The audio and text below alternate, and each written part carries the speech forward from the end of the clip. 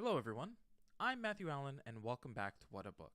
Today, we continue on in Harry Potter and the Prisoner of Azkaban. Chapter 2 Aunt Marge's Big Mistake. Harry went down to breakfast the next morning to find the three Dursleys already sitting around the kitchen table.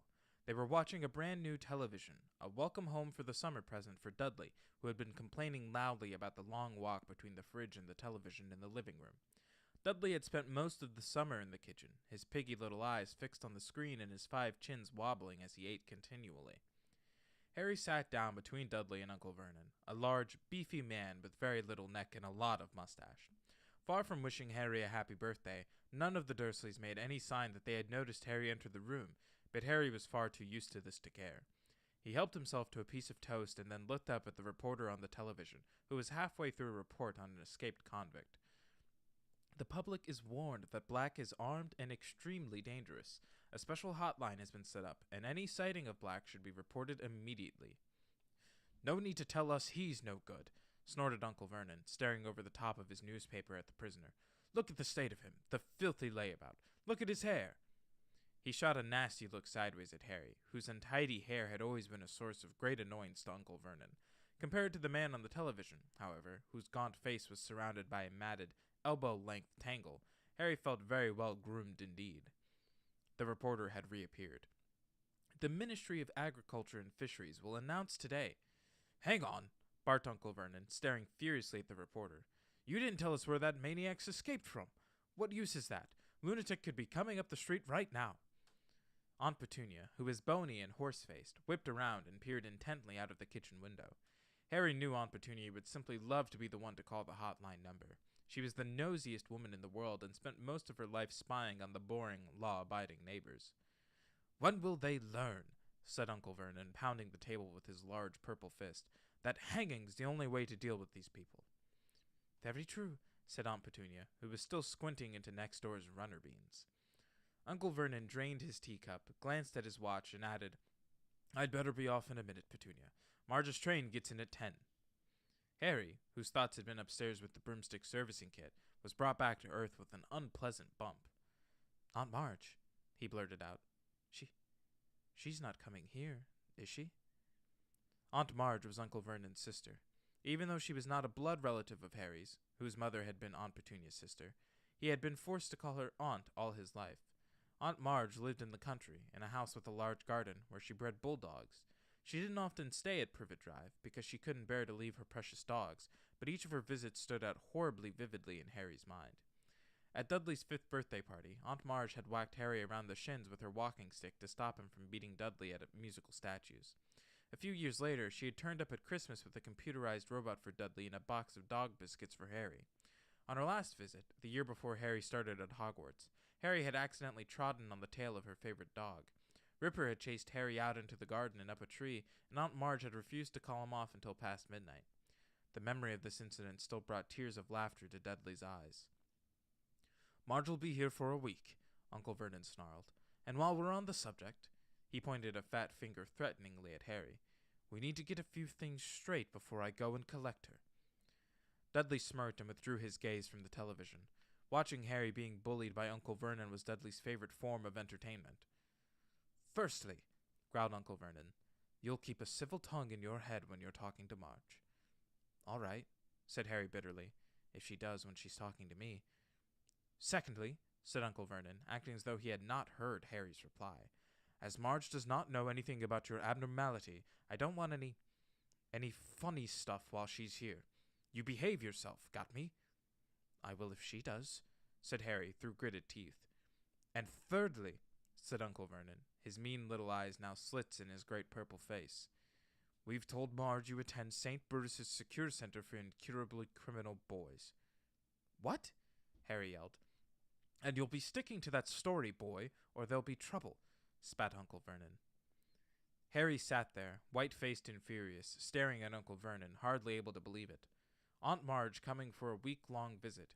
It was the worst birthday present the Dursleys had ever given him, including that pair of Uncle Vernon's old socks. Well, Petunia, said Uncle Vernon, getting heavily to his feet, I'll be off to the station, then. Want to come along for the ride, Dudders? No, said Dudley, whose attention had returned to the television now that Uncle Vernon had finished threatening Harry. Daddy's got to make himself smart for his auntie, said Aunt Petunia, smoothing Dudley's thick blonde hair. Mummy's brought him a lovely new bow tie. Uncle Vernon clapped Dudley on his porky shoulder. See you in a bit, then, he said, and he left the kitchen. Harry, who had been sitting in a kind of horrified trance, had a sudden idea.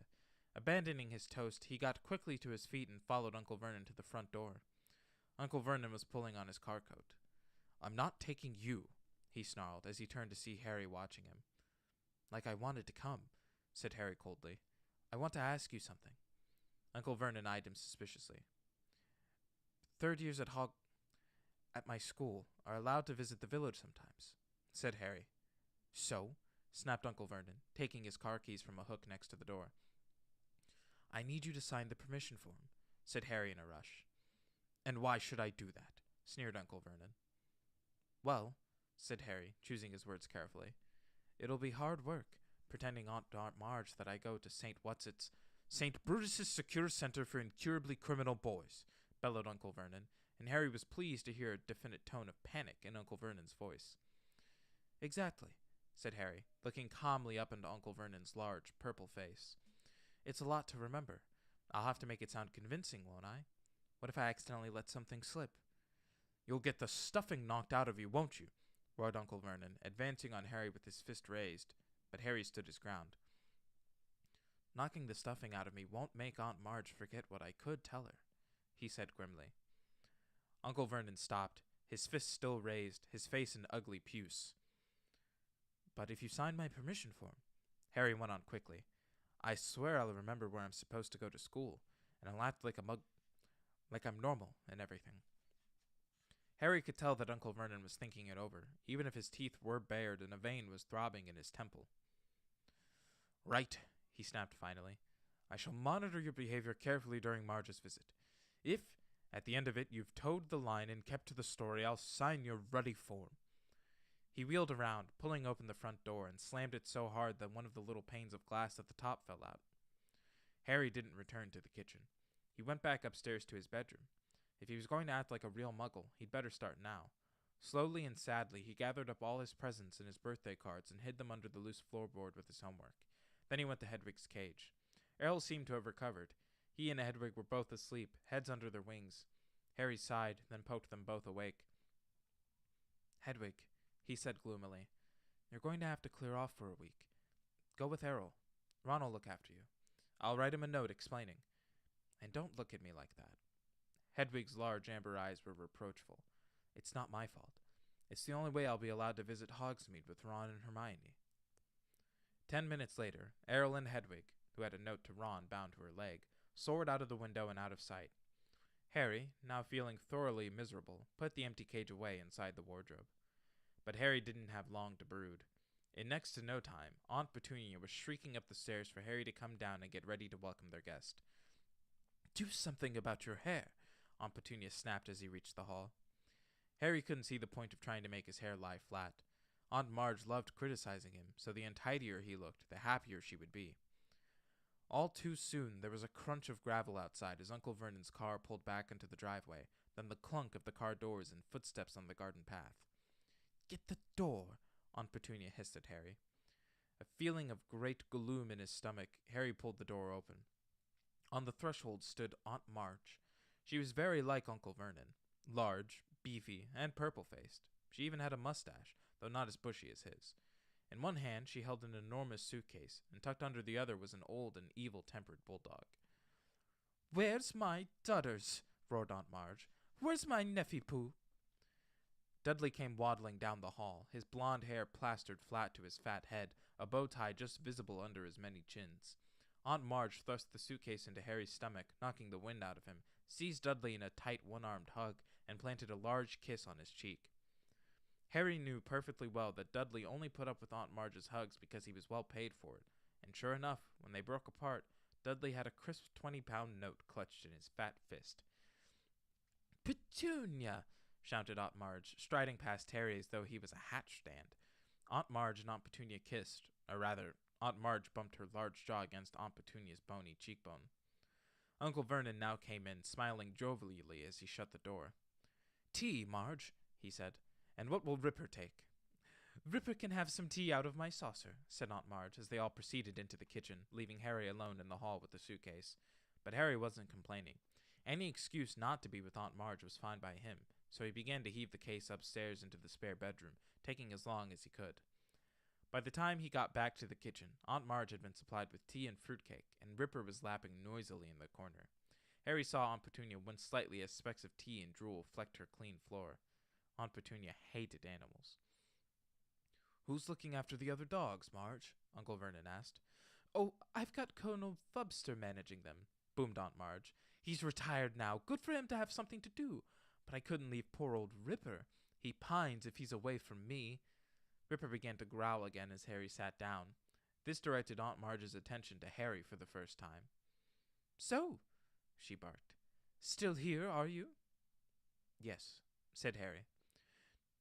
"Don't you say yes in that ungrateful tone," Aunt Marge growled. "It's damn good of Vernon and Petunia to keep you. Wouldn't have done it myself. You'd have gone straight to an orphanage if you'd been dumped on my doorstep." Harry was bursting to say that he'd rather live in an orphanage than with the Dursleys, but the thought of the Hogsmeade form stopped him. He forced his face into a painful smile. "Don't you smirk at me," boomed Aunt Marge. "I can see you haven't improved since I last saw you. I hoped school would knock some manners into you."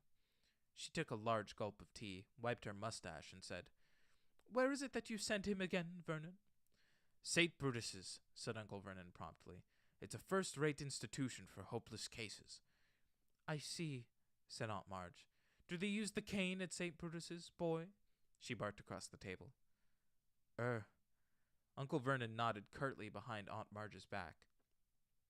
"Yes," said Harry. Then, feeling he might as well do the thing properly, he added, "all the time." "Excellent," said Aunt Marge.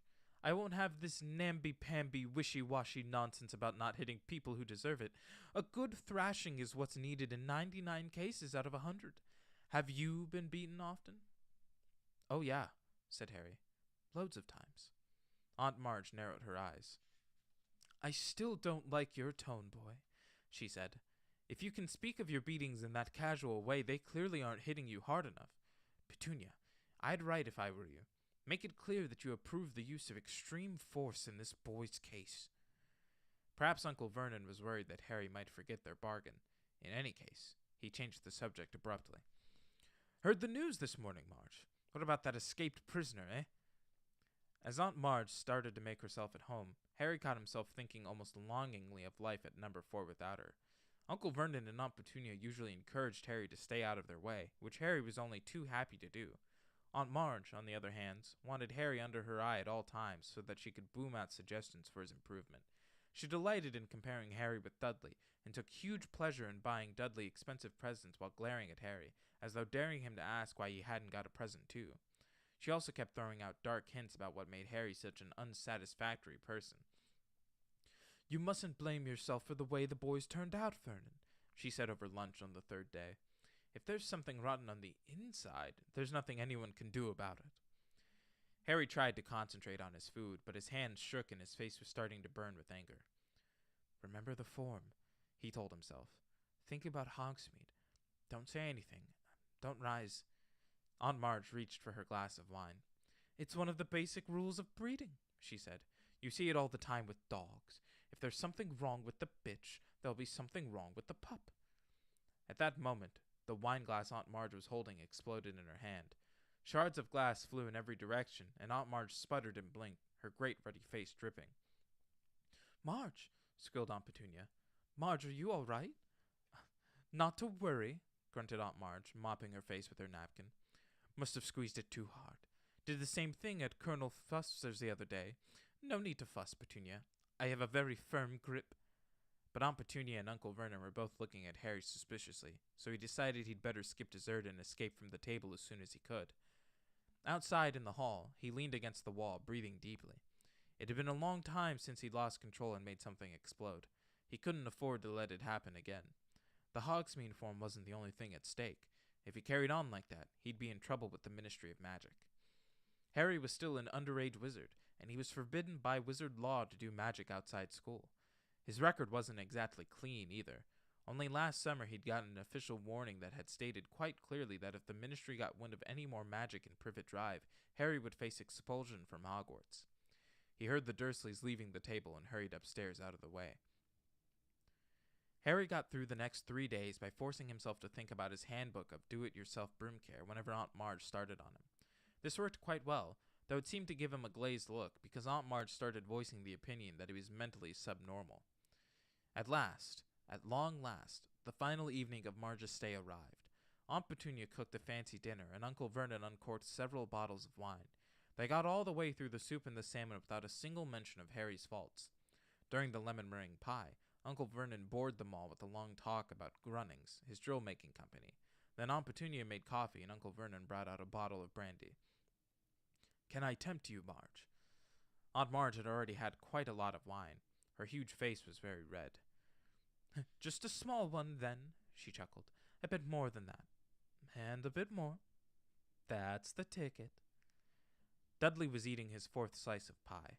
Aunt Petunia was sipping coffee with her little finger sticking out. Harry really wanted to disappear into his bedroom, but he met Uncle Vernon's angry little eyes and knew he would have to sit it out. "Ah," said Aunt Marge, smacking her lips and putting the empty brandy glass back down.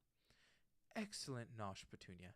It's normally just a fry-up for me in an evening with 12 dogs to look after." She burped richly and patted her great tweed stomach. "Pardon me, but I do like to see a healthy-sized boy," she went on, winking at Dudley. "You'll be a proper-sized man, Dudders, like your father. Yes, I'll have a spot more brandy, Vernon.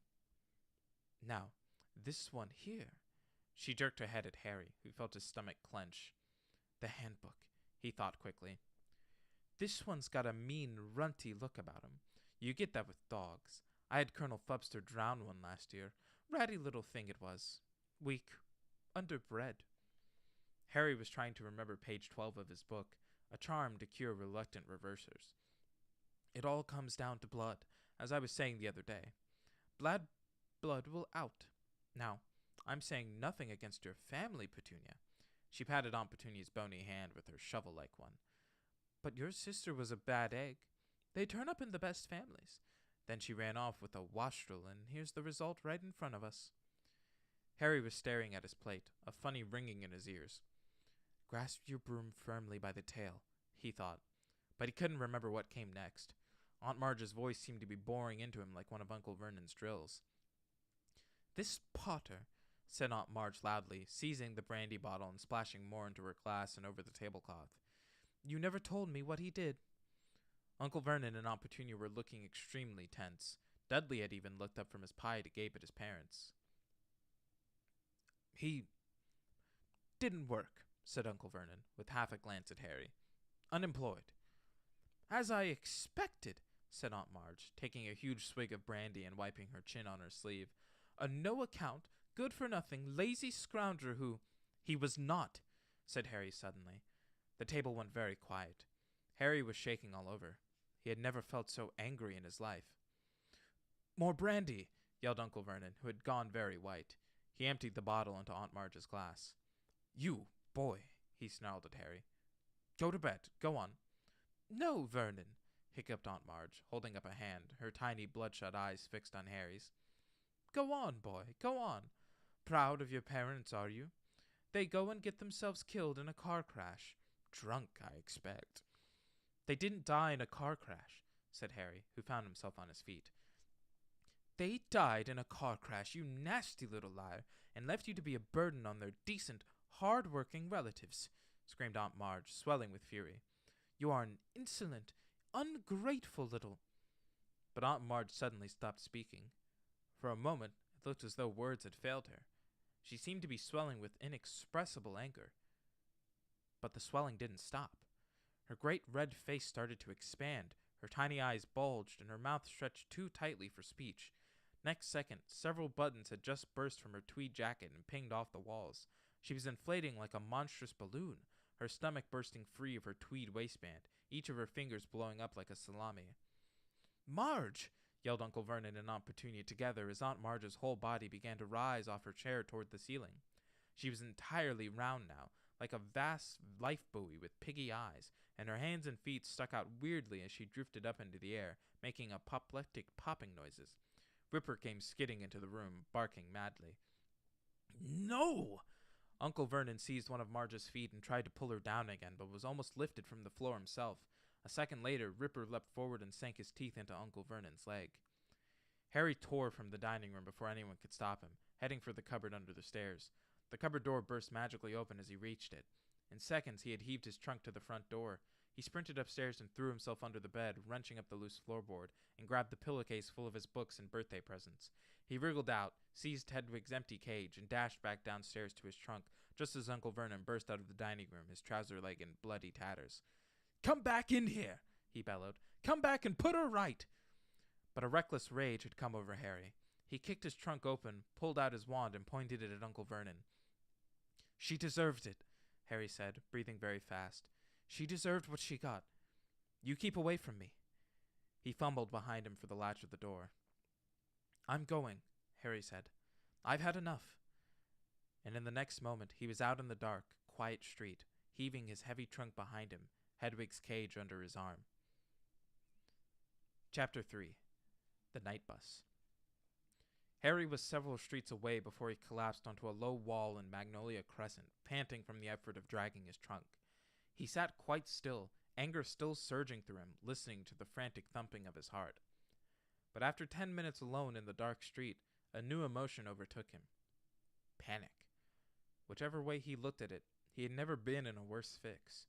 He was stranded, quite alone, in the dark Muggle world, with absolutely nowhere to go. And the worst of it was, he had just done serious magic, which meant that he was almost certainly expelled from Hogwarts. He had broken the decree for the restriction of underage wizardry so badly, he was surprised Ministry of Magic representatives weren't swooping down on him where he sat. Harry shivered and looked up and down Magnolia Crescent.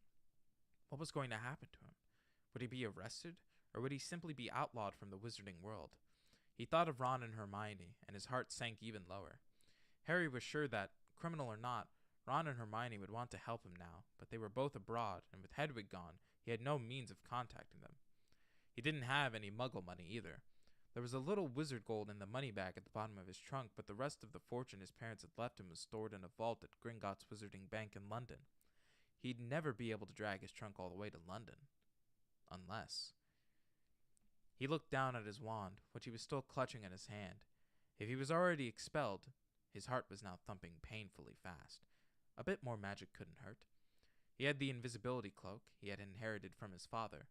What if he bewitched the trunk to make it feather light, tied it to his broomstick, covered himself in the cloak, and flew to London? Then he could get the rest of his money out of his vault and begin his life as an outcast.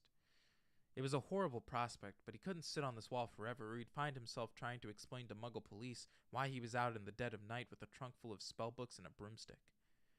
Harry opened his trunk again and pushed the contents aside, looking for the invisibility cloak. But before he found it, he straightened up suddenly, looking around him once more. A funny prickling on the back of his neck had made Harry feel he was being watched, but the streets appeared to be deserted, and no lights shone from any of the large square houses. He bent over his trunk again, but almost immediately stood up once more, his hand clenched on his wand. He had sensed rather than heard it. Someone or something was standing in the narrow gap between the garage and the fence behind him. Harry squinted at the black alleyway. If only it would move, then he'd know whether it was just a stray cat or something else. "Lumos," Harry muttered, and a light appeared at the end of his wand, almost dazzling him. He held it high over his head, and the pebble-dashed walls of number 2 suddenly sparkled. The garage door gleamed, and between them Harry saw, quite distinctly, the hulking outline of something very big, with wide, gleaming eyes. Harry stepped backward. His leg hit his trunk, and he tripped. His wand flew out of his hand, and he flung out an arm to break his fall, and he landed hard in the gutter. There was a deafening bang, and Harry threw up his hands to shield his eyes against a sudden blinding light. With a yell, he rolled back onto the pavement, just in time. A second later, a gigantic pair of wheels and headlights screeched to a halt exactly where Harry had just been laying. They belonged, as Harry saw when he raised his head, to a triple-decker, violently purple bus, which had appeared out of thin air. Gold lettering over the windshield spelled the Night Bus. For a split second, Harry wondered if he had been knocked silly by his fall. Then a conductor in a purple uniform leapt out of the bus and began to speak loudly to the knight. "Welcome to the night bus, emergency transport for the stranded witch or wizard. Just stick out your wand hand, step on board, and we can take you anywhere you want to go. My name is Stan Shunpike, and I will be your conductor this eve—" The conductor stopped abruptly. He had just caught sight of Harry, who was still sitting on the ground. Harry snatched up his wand again and scrambled to his feet. Close up, he saw that Stan Shunpike was only a few years older than he was, 18 or 19 at most, with large protruding ears and quite a few pimples. "What were you doing down there?" said Stan, dropping his professional manner. "Fell over," said Harry. "'Chu fall over for?" sniggered Stan. "I didn't do it on purpose," said Harry, annoyed. One of the knees in his jeans was torn, and the hand he had thrown out to break his fall was bleeding. He suddenly remembered why he had fallen over and turned around quickly to stare at the alleyway between the garage and fence. The night bus's headlamps were flooding with light, and it was empty. "'Chu looking at?" said Stan. "There was a big black thing," said Harry, pointing uncertainly into the gap. "Like a dog, but massive." He looked around at Stan, whose mouth was slightly open. With a feeling of unease, Harry saw Stan's eyes move to the scar on Harry's forehead. "What's that on your head?" said Stan abruptly. "Nothing," said Harry quickly, flattening his hair over his scar. If the Ministry of Magic was looking for him, he didn't want to make it too easy for them. "What's your name?" Stan persisted. "Neville Longbottom," said Harry, saying the first name that came into his head. So this bus," he went on quickly, hoping to distract Stan. "Did you say it goes anywhere?" "Yep," said Stan proudly. "Anywhere you like, long as it's on land. Can't do nothing underwater. Here," he said, looking suspicious again. "You did flag us down, didn't you? Stuck out your wand didn't you?" Yes," said Harry quickly. "Listen, how much would it be to get to London?" 11 sickles, said Stan. "But for 13 you get a chocolate, and for 15 you get a water bottle and a toothbrush in the color of your choice." Harry rummaged once more in his trunk, extracted his money bag, and shoved some gold into Stan's hand. He and Stan then lifted his trunk, with Hedwig's cage balanced on top, up the steps of the bus. There were no seats. Instead, half a dozen brass bedsteads stood beside the curtained windows. Candles were burning in brackets beside each bed, illuminating the wood-paneled walls. A tiny wizard in a nightcap at the rear of the bus muttered, "Not now, thanks. I'm pickling some slugs," and rolled over in his sleep. "You have this one," Stan whispered, shoving Harry's trunk under the bed right behind the driver, who was sitting in an armchair in front of the steering wheel. "This is our driver, Ernie Prang. This is Neville Longbottom, Ernie Prang, an elderly wizard wearing very thick glasses, nodded to Harry, who nervously flattened his bangs again and sat down on his bed. "Take her away, said Stan, sitting down in the armchair next to Ernie's. There was another tremendous bang, and the next moment Harry found himself flat on his bed, thrown backward by the speed of the night bus. Pulling himself up, Harry stared out of the dark window and saw they were now bowling along a completely different street. Stan was watching Harry's stunned face with great enjoyment. "This is where we was before you flagged us down," he said. "Where are we, somewhere in Wales?" "Arr," said Ernie. "How come the muggles don't hear the bus?" said Harry. "Them," said Stan contemptuously. "Don't listen properly, do they? Don't look properly either. Never notice nothink, they don't." "Best go wake up Madame Marge, Stan," said Ern. "We'll be in Abergavenny in a minute." Stan passed Harry's bed and disappeared up a narrow wooden staircase. Harry was still looking out of the window, feeling increasingly nervous. Ernie didn't seem to have mastered the use of a steering wheel. The night bus kept mounting the pavement, but it didn't hit anything. Lines of lampposts, mailboxes, and trash cans jumped out of its way as it approached and back into position once it had passed. Stan came back downstairs, followed by a faintly green witch wrapped in a traveling cloak. "There you go, Madame Marge," said Stan happily as Ern stamped on the brake and the bed slid a foot or so toward the front of the bus. Madame Marge clamped a handkerchief to her mouth and tottered down the steps. Stan threw her bag out after her and rammed the door shut. There was another loud bang, and they were thundering down a narrow country lane, trees leaping out of the way. Harry wouldn't have been able to sleep even if he had been traveling on a bus that didn't keep banging loudly and jumping 100 miles at a time. His stomach churned as he fell back to wondering what was going to happen to him, and whether the Dursleys had managed to get Aunt Marge off the ceiling yet. Stan had unfurled a copy of the Daily Prophet and was now reading with his tongue between his teeth. A large photograph of a sunken-faced man with long, matted hair blinked slowly at Harry from the front page. He looked strangely familiar. That man, Harry said, forgetting his troubles for a moment. He was on the Muggle news. Stanley turned to the front page and chuckled. Sirius Black, he said, nodding. Course he was on the Muggle news, Neville. Where you been? He gave a superior sort of chuckle at the blank look on Harry's face, removed the front page, and handed it to Harry. You ought to read the papers more, Neville. Harry held the paper up to the candlelight and read, Black still at large. Sirius Black, possibly the most infamous prisoner ever to be held in Azkaban Fortress, is still eluding capture, the Ministry of Magic confirmed today. We're doing all we can to recapture Black, said the Minister of Magic, Cornelius Fudge, this morning, and we beg the magical community to remain calm. Fudge has been criticized by some members of the International Federation of Warlocks for informing the Muggle Prime Minister of the crisis. Well, really, I had to, don't you know, said an irritable Fudge. Black is mad. He's a danger to anyone who crosses him, magic or Muggle. I have the Prime Minister's assurance that he will not breathe a word of Black's true identity to anyone. And let's face it, who would believe him if he did? While Muggles have been told that Black is carrying a gun, a kind of metal wand that Muggles use to kill each other, the magical community lives in fear of a massacre like that of 12 years ago, when Black murdered 13 people with a single curse. Harry looked into the shadowed eyes of Sirius Black, the only part of the sunken face that seemed alive. Harry had never met a vampire, but he had seen pictures of them in his Defense Against the Dark Arts classes, and Black, with his waxy white skin, looked just like one. Scary-looking thing, innit? Said Stan, who had been watching Harry read. He murdered 13 people, said Harry, handing the page back to Stan. With one curse? Yep, said Stan. In front of witnesses and all. Broad daylight. Big trouble it caused, didn't it, Ern? Arr, said Ern darkly. Stan swiveled in his armchair, his hands on the back, the better to look at Harry. Black was a big supporter of you-know-who, he said. What, Voldemort? Said Harry, without thinking. Even Stan's pimples went white. Ern jerked the steering wheel so hard that a whole farmhouse had to jump aside to avoid the bus. You out of your tree? Yelped Stan. What you saying his name for? Sorry, said Harry hastily. Sorry, I forgot. Forgot, said Stan weakly. Blimey, my ear's going that fast. So Black was a supporter of you-know-who, Harry prompted apologetically. Yeah, said Stan, still rubbing his chest. Yeah, that's right. Very close to you-know-who, they say. Anyway, when little Harry Potter got the better of you-know-who, Harry nervously flattened his bangs down again. All you-know-who's supporters was tracked down, wasn't they, Ern? Most of them knew it was all over, with you-know-who gone, and they came quiet. But not Sirius Black.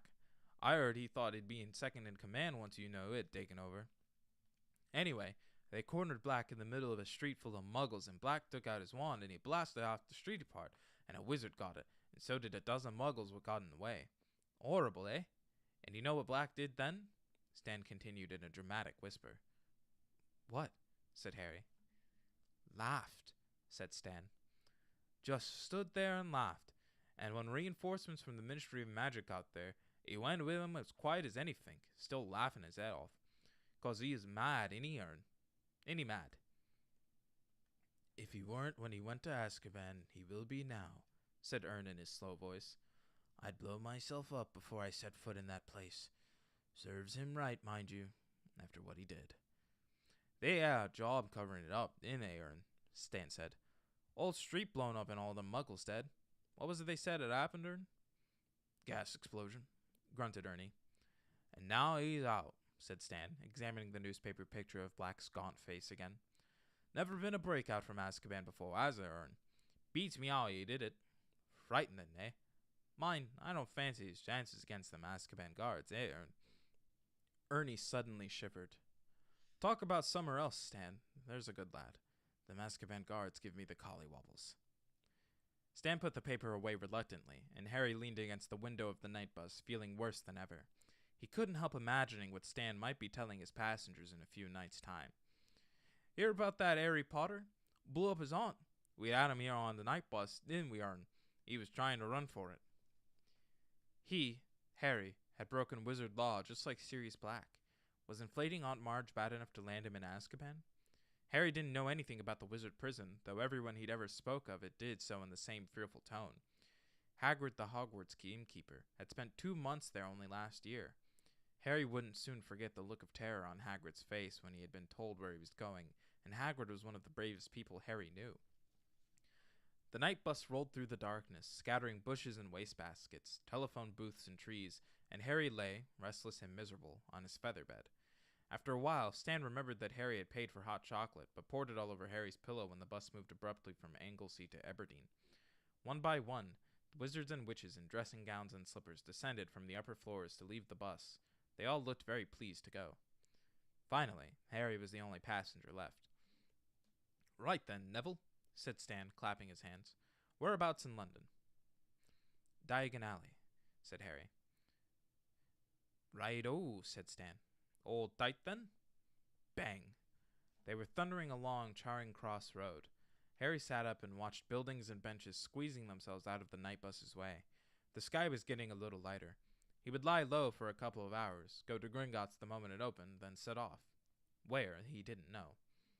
Ern slammed on the brakes and the night bus skidded to a halt in front of a small and shabby-looking pub, the Leaky Cauldron, behind which lay the magical entrance to Diagon Alley. "Thanks," Harry said to Ern. He jumped down the steps and helped Stan lower his trunk and Hedwig's cage onto the pavement. "Well," said Harry. "Bye, then."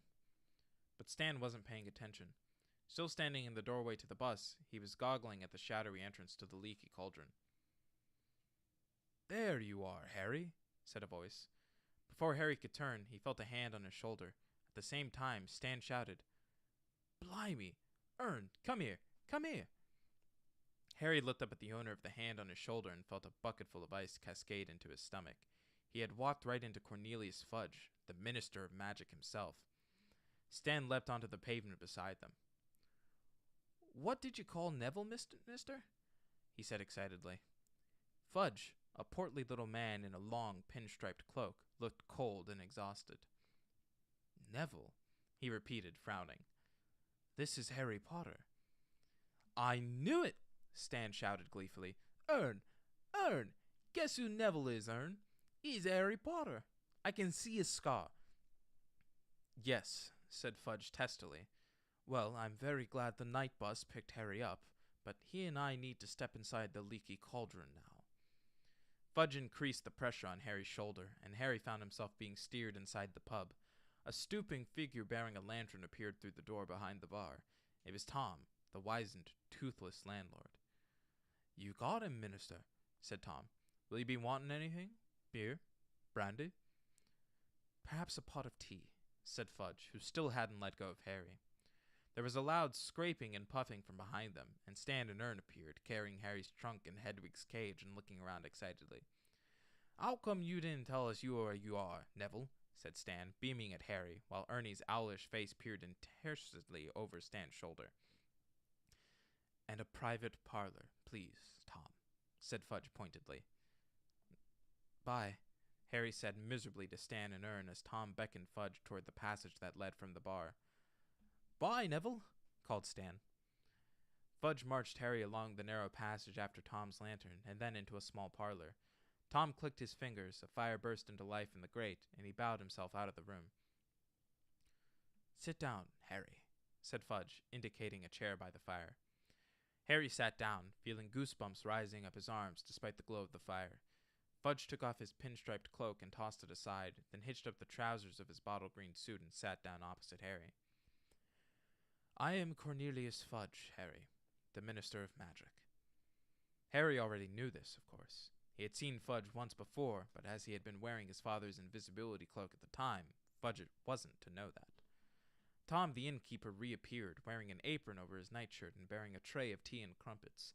He placed the tray on a table between Fudge and Harry and left the parlor, closing the door behind him. "Well, Harry," said Fudge, pouring out tea, "you've had us all in a right flap, I don't mind telling you. Running away from your aunt and uncle's house like that, I'd started to think. But you're safe, and that's what matters." Fudge buttered himself a crumpet and pushed the plate toward Harry. "Eat, Harry. You look dead on your feet. Now then, you will be pleased to hear that we have dealt with the unfortunate blowing up of Miss Marjorie Dursley. 2 members of the Accidental Magic Reversal Department were dispatched to Privet Drive a few hours ago. Miss Dursley has been punctured and her memory has been modified. She has no recollection of the incident at all. So that's that, and no harm done." Fudge smiled at Harry over the rim of his teacup, rather like an uncle surveying a favorite nephew. Harry, who couldn't believe his ears, opened his mouth to speak, couldn't think of anything to say, and closed it again. "Ah, you're worrying about the reaction of your aunt and uncle," said Fudge. "Well, I won't deny that they are extremely angry, Harry, but they are prepared to take you back next summer, as long as you stay at Hogwarts for the Christmas and Easter holidays." Harry unstruck his throat. "I always stay at Hogwarts for the Christmas and Easter holidays," he said, "and I don't ever want to go back to Privet Drive." Now, I'm sure you'll feel differently once you've calmed down," said Fudge in a worried tone. "They are your family, after all, and I'm sure you are fond of each other, very deep down." It didn't occur to Harry to put Fudge right. He was still waiting to hear what was going to happen to him now. "So all that remains," said Fudge, now buttering himself a second crumpet, "is to decide where you're going to spend the last 2 weeks of your vacation. I suggest you take a room here at the Leaky Cauldron and—" "Hang on," blurted Harry. "What about my punishment?" Fudge blinked. "Punishment?" "I broke the law," Harry said. "The decree for the restriction of underage wizardry." "Oh, my dear boy, we're not going to punish you for a little thing like that," cried Fudge, waving his crumpet impatiently. "It was an accident. We don't send people to Azkaban just for blowing up their aunts." But this didn't tally at all with Harry's past dealings with the Ministry of Magic. "Last year, I got an official warning just because a house elf smashed a pudding in my uncle's house," he told Fudge, frowning. "The Ministry of Magic said I'd be expelled from Hogwarts if there was any more magic there." Unless Harry's eyes were deceiving him, Fudge was suddenly looking awkward. "Circumstances change, Harry. We have to take into account, in the present climate, surely you don't want to be expelled." "Of course I don't," said Harry. "Well then, what's all the fuss about?" laughed Fudge. "Now, have a crumpet, Harry, while I go and see if Tom's got a room for you." Fudge strode out of the parlor, and Harry stared after him. There was something extremely odd going on. Why had Fudge been waiting for him at the Leaky Cauldron, if not to punish him for what he'd done? And now Harry came to think of it, surely it wasn't usual for the Minister of Magic himself to get involved in matters of underage magic. Fudge came back, accompanied by Tom the innkeeper. "Room 11's free, Harry," said Fudge. "I think you'll be very comfortable. Just one thing, and I'm sure you'll understand. I don't want you wandering off into Muggle London, all right? Keep to Diagon Alley. And if you're to be back here before dark each night, sure, you'll understand. Tom will be keeping an eye on you for me." "Okay," said Harry slowly. "But why?" "Don't want to lose you again, do we?" said Fudge with a hearty laugh. No. Best we know where you are. I mean—" Fudge cleared his throat loudly and picked up his pinstriped cloak. "Well, I'll be off. Plenty to do, you know." "Have you had any luck with Black yet?" Harry asked. Fudge's fingers slipped on the silver fastenings of his cloak. "What's that? Oh, you've heard. Well, no, not yet, but it's only a matter of time. The Azkaban guards have never yet failed, and they are angrier than I've ever seen them." Fudge shuddered slightly. "So, I'll say goodbye." He held out his hand, and Harry, shaking it, had a sudden idea. Minister, can I ask you something?" "Certainly," said Fudge with a smile. "Well, third years at Hogwarts are allowed to visit Hogsmeade, but my aunt and uncle didn't sign the permission form. Do you think you could—" Fudge was looking uncomfortable. "Ah," he said. No, I'm very sorry, Harry, but as I'm not your parent or guardian." "But you're the Minister of Magic," said Harry eagerly. "If you gave me permission—" "No, I'm sorry, Harry, but rules are rules," said Fudge flatly. "Perhaps you'll be able to visit Hogsmeade next year. In fact, I think it's best if you don't—" "Yes. Well, I'll be off. Enjoy your stay, Harry." And with a last smile and shake of Harry's hand, Fudge left the room. Tom now moved forward, beaming at Harry. "If you'll follow me, Mr. Potter," he said, I've already taken your things up. Harry followed Tom up a handsome wooden staircase to a door with a brass number 11 on it, which Tom unlocked and opened for him. Inside was a very comfortable-looking bed, some highly polished oak furniture, a cheerfully crackling fire, and, perched on top of the wardrobe, Hedwig! Harry gasped. The snowy owl clicked her beak and fluttered down into Harry's arm. Very smart owl you got there, chuckled Tom. Arrived about 5 minutes after you did. If there's anything you need, Mr. Potter, don't hesitate to ask. He gave another bow and left. Harry sat on his bed for a long time, absent-mindedly stroking Hedwig.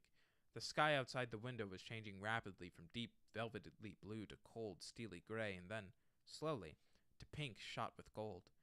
Harry could hardly believe that he'd left Privet Drive only a few hours ago, that he wasn't expelled, and that he was now facing 2 completely Dursley-free weeks. It's been a very weird night, Hedwig, he yawned, and without even removing his glasses, he slumped back onto his pillows and fell asleep. And that is where we will leave off for today. Thank you all so much for joining me for these 2 chapters of Harry Potter and the Prisoner of Azkaban. If you liked it, make sure to check out everything that is backlogged over here on YouTube, as well as on the other YouTube channel from Twitch, as well as all the other fun things that live down in the Linktree link in the description. I've been Matthew Allen. This has been Prisoner of Azkaban, and I will see all of you for some more No Longer Human next week.